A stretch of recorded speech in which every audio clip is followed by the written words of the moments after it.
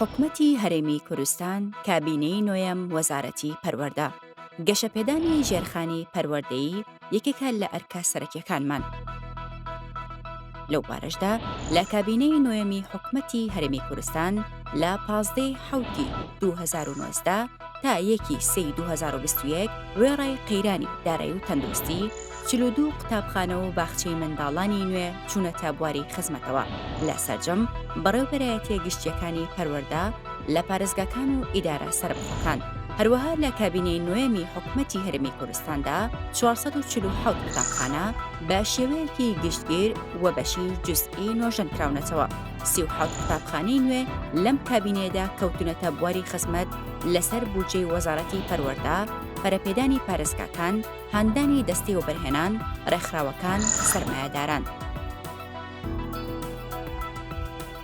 هەولێر 15 قوتابخانە، سلێمانی و ئیداری ڕاپەڕین 7 قوتابخانە، دهۆک 7 قوتابخانە، هەڵەبجە 4 قوتابخانە، گەرمیان 4 قوتابخانە.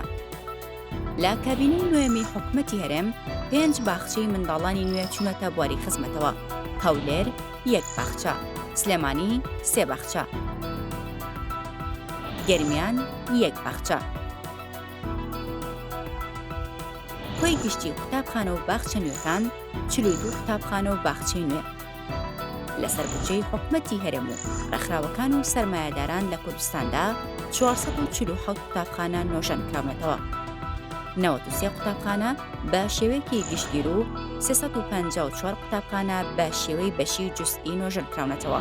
هەولێر 41 قوتابخانە، سلێمانی 207 قوتابخانە، دهۆک 194 قوتابخانە، گەرمیان 5 قوتابخانە.